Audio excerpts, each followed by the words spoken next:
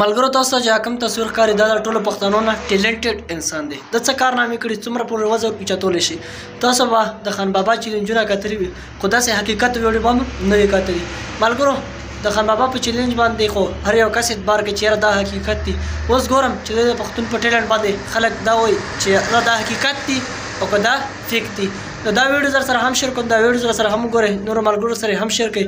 دا در سره هم شیر کوم چې دا ورور څوک دی، څه نوم یې دی، څومره وزن اوچتولی شي او د کوم ملک سره تعلق ساتي. دا ویډیوز وګورئ، د هغې نه پس بیا خبرې اترې کوو.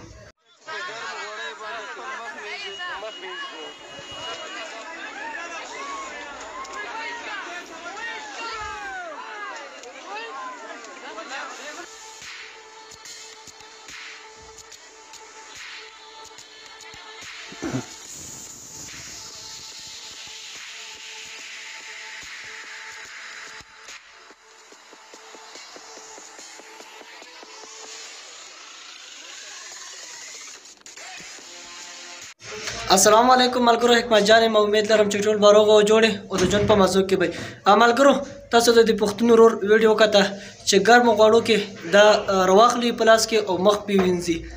بله دا ملګرو تاسو به د وړو توړې کتلي وي چې دا د غاښونو کې اوچتی. ډېر خلک به اوس دا وایي چېرې دا فیک دی، دا دروغ دی. ریال ویډیوز ده، تاسو سره هم وکته. تاسو به د خان بابا چیلنجونه کتلي وي. خان بابا چیلنج هر ویډیو کې ما دا ویلي چې دا فیک دی، خو د زیشان والا باندې خلک څوک اعتبار کوي او څوک یې نه کوي.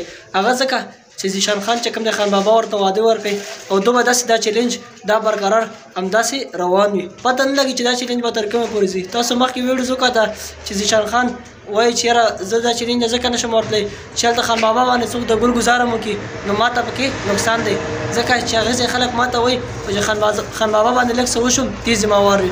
نو دې وجې ما چیلنج ونه کړو. داسې به ډېرې ډرامې تاسو وګورئ. ملګرو موږ ته هم پکار دي چې هغه چیلنجونو باندې هغه ډرامو باندې اعتبار ونه کړو.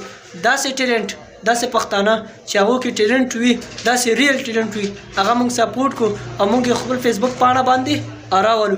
ملګرو د ده جاوید نوم دی او دا د افغانستان علاقې سره تعلق ساتي.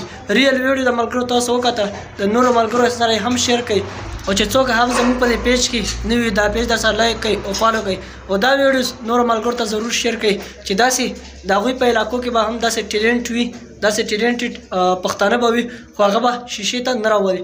نو پلیز داسې پښتانه سکرین باندې راولئ، خپل فیسبوک پاڼې ته راولئ او داسې پښتانه سپورټ کړئ.